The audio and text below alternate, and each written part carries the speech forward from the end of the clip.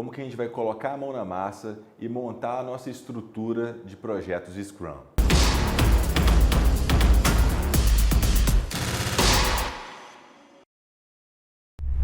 O primeiro passo é ter a ideia do projeto, né? Lembrando que um projeto é algo que tem um objetivo claro, um início, meio e fim. E diante de um objetivo a ser alcançado, a gente tem que prover recurso para esse objetivo ser alcançado. O primeiro recurso imprescindível para qualquer projeto é a mão de obra. E por isso a gente começa a falar na implementação do Scrum, na estruturação da equipe que vai compor um projeto Scrum. Aquela clássica equipe, Product Owner, o Development Team e o Scrum Master, que a gente já explicou nas lições passadas. Então, quem define a visão de produto é o Product Owner. Por isso, a primeira pessoa que a gente tem que escolher depois que a gente definiu a ideia, né, o projeto que vai ser gerenciado, é o Product Owner, porque ele vai ser o guardião da lista de requisitos por intermédio ou traduzidos das expectativas do cliente, ele vai ser o guardião daquela lista. Então, o Product Owner é a primeira peça-chave a entrar nessa filosofia ou nessa empreitada. Então, primeiro passo, escolha um Product Owner. Lembre-se que é quem será responsável por ter a visão do que a equipe irá produzir baseado nos requisitos dos clientes. Então, esse é um ponto fundamental e peça-chave. Não existe um mais importante que o outro, são peças que se complementam. O segundo ponto,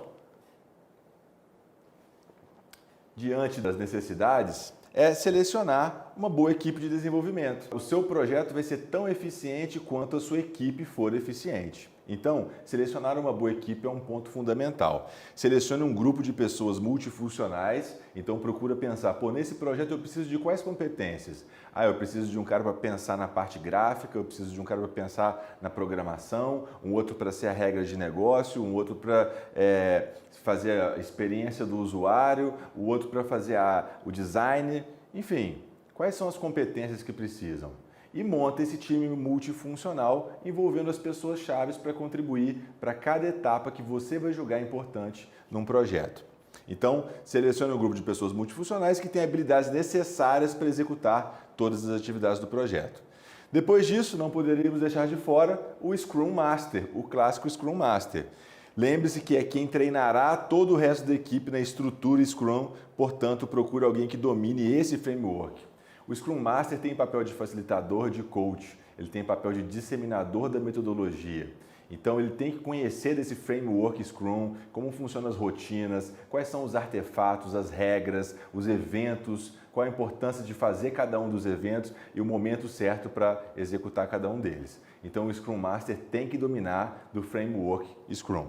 Depois disso, crie e ordene um backlog do produto. É o momento de criar, de acordo com as prioridades, a lista de tudo o que precisa ser construído para realizar e atingir o objetivo final. O backlog do produto, backlog product.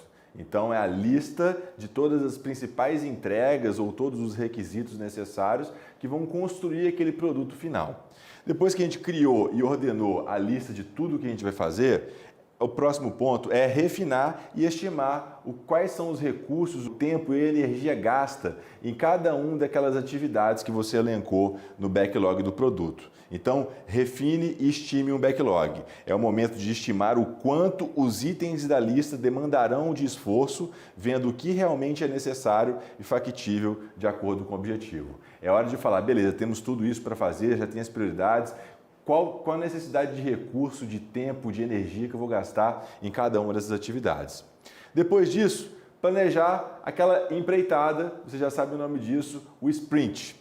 É a primeira reunião do Scrum em que a equipe deve olhar para o backlog e prever quantas tarefas conseguirão realizar naquele sprint. Então os sprints têm duração pré-estabelecida, como você já sabe, aquele conceito do time boxed, e você vai ter que fazer junto com o seu time o dimensionamento do que vai ser possível ser feito naquele sprint, no sprint inicial.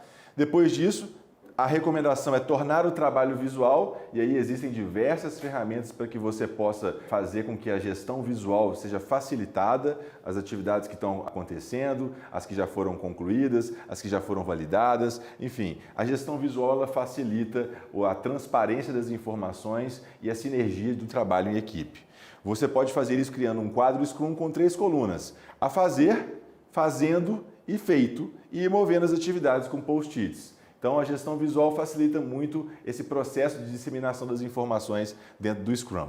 Depois disso, stand-up meetings, as reuniões diárias, reunião de alinhamento diário. Diariamente deverá ser realizada uma reunião de no máximo 15 minutos, analisando o que foi feito ontem e o que fará hoje e os impedimentos. Lembre sempre 3 perguntas: o que eu fiz ontem para contribuir com a minha meta do sprint? O que eu vou fazer hoje para fazer com que a meta do sprint seja alcançada? E se existe algum impedimento, ou seja, os membros do time eles são estimulados o tempo todo a destacar as suas dificuldades, os seus impedimentos, as suas barreiras. Para quê? Para que nesse momento o Scrum Master consiga intervir e facilitar para a meta ser alcançada. Depois disso, a gente tem que fazer a revisão do sprint, então é o momento de mostrar o que foi feito durante o sprint e qualquer pessoa pode participar. E por fim, não menos importante, a retrospectiva do sprint, momento de pensar o que deu certo, o que poderia ter sido melhor para o próximo sprint. A retrospectiva do sprint, ela avalia como está a metodologia Scrum,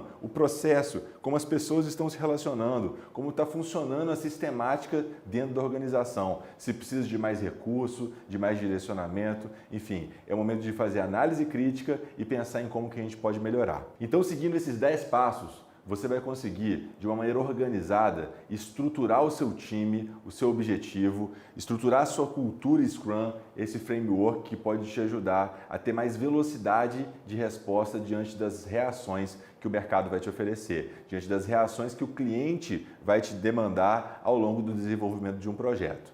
É importante aqui você fazer uma comunicação muito clara para as pessoas do papel delas, qual a importância, como vai funcionar a sistemática do Scrum, explicar quais são as ferramentas que vão ser utilizadas, quais são os eventos que vão ser praticados, qual periodicidade vai ser a mais adequada dentro da cultura na qual você vai estar inserido, o porquê que é importante dessa periodicidade, dessa disciplina, dessa transparência. Então, nesse momento, o momento de você dar o pontapé inicial, é muito importante que você convença as pessoas, que você mobilize as pessoas, mostrando que o Scrum gera resultados, gera facilidades, é uma ótima maneira de se trabalhar de forma mais organizada, mais ágil e mais rápida e, consequentemente, mais fácil.